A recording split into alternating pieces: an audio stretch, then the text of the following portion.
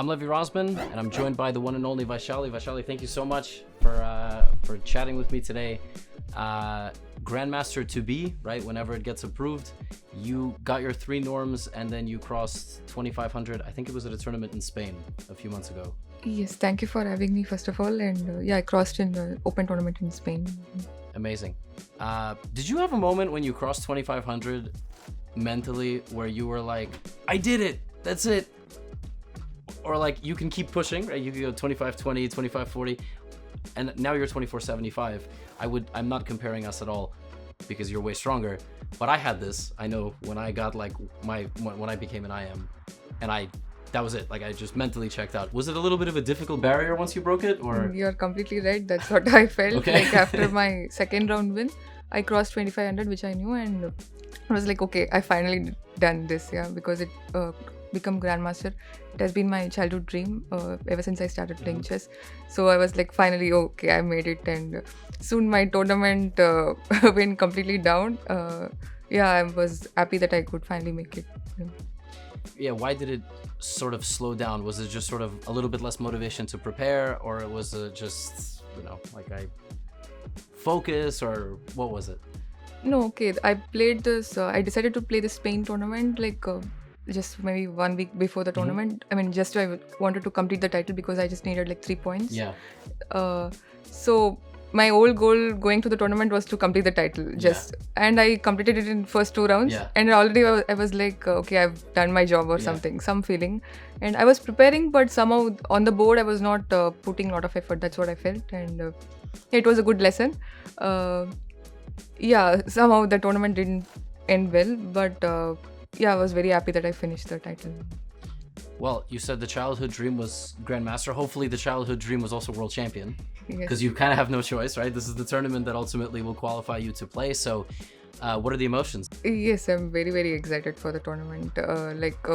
This candidate cycle was not at all in my plan. I won Grand Swiss and I got here. So I'm very excited and looking forward to it. Like I'll be playing some best women players in the world. So I'm very excited. And I think it's kind of fascinating, at least on the women's side, there's a very clear divide. There's players like yourself, there's players like Nurgül who are, you're 21, 22, she's 19. And then there's players who have maybe played, 6 times, like 5 times, right?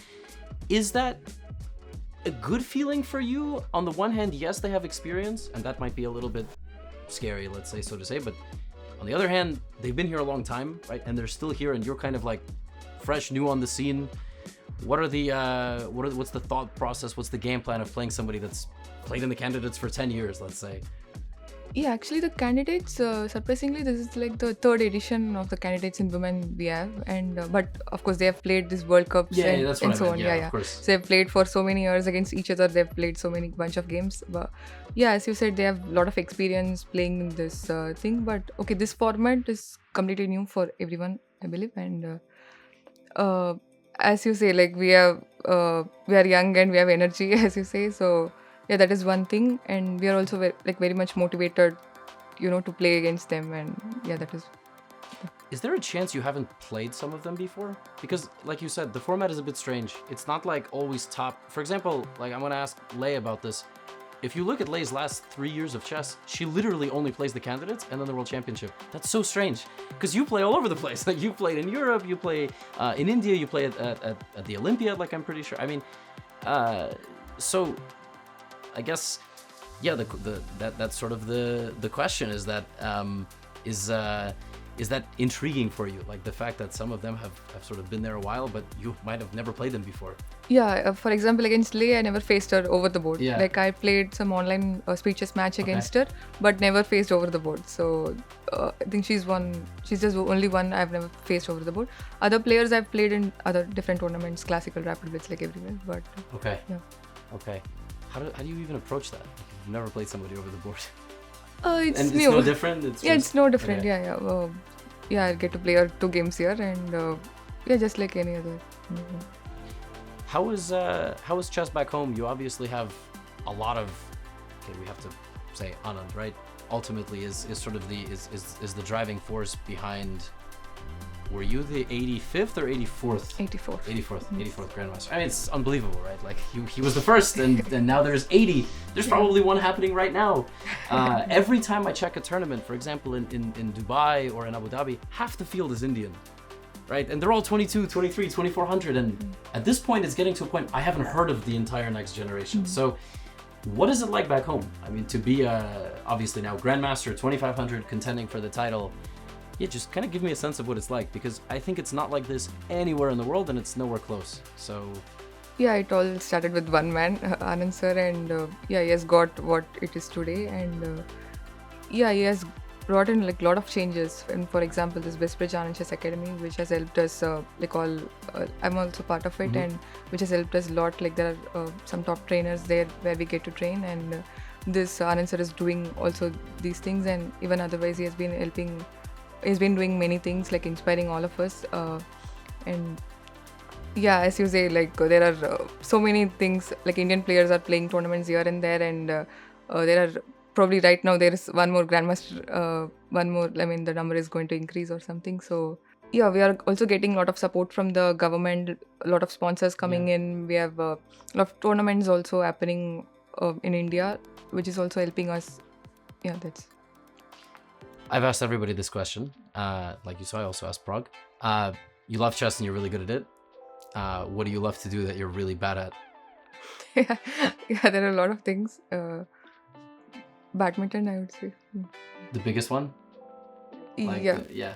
Yeah. A lot of people say tennis and badminton. It's very fascinating. I think there's, I think the Indians have said badminton, but here it's like tennis. Like Firouzja said tennis, Hikaru said tennis. So I guess when we're not playing on the chessboard, we like to hold a racket. And because it's, I don't know, it's probably one of the only things we can do. Although apparently Prague plays volleyball, which probably requires a little bit more of athleticism. I'll ask you the same thing, which is if you could eat a food forever, what would it be? Yeah, so I don't know what he said, but but my favorite is dosa, like from it's from like South Indian thing, and yeah, it's my favorite. That's like tough. Whenever we go back from a tournament or like long trip, like first thing I would go back home and eat for dosa. So.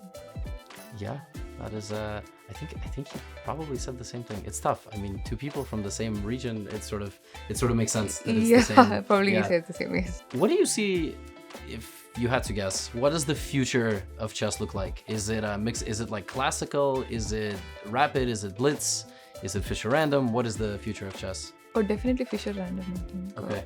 Yeah, the way it is going, I think we'll be having more Fischer random tournaments, and time control. It's somewhere like rapid 45 minutes or somewhere in between. I don't think classical will stay for really long time. Okay. Do you like that, or do you prefer it to stay? Like, do you enjoy classical? Yeah, I enjoy classical. Like that's what we started playing, and okay, in the recent years we have had rapid and blitz, but I enjoy classical. Okay. But if 45 minute comes around, I guess you'll be okay with it. I mean, yeah, I've played in women world teams. They have this 45-minute thing.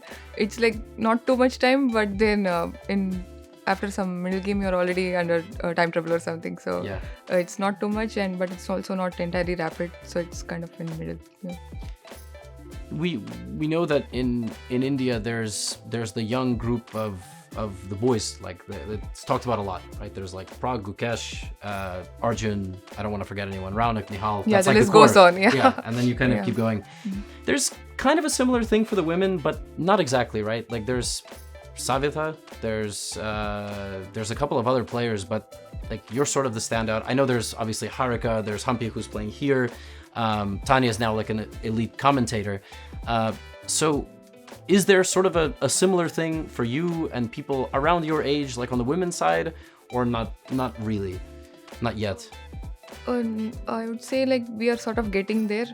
Like you can call a lot of boys' names in from India, but like we are also getting there. You can also say like a lot of girls. Like we have Divya, Avantika, Savita. Yes, I completely forgot about Divya. Yeah, like we also get... This is the problem. This is the struggle of being an interviewer. Like obviously, yeah. I forgot about...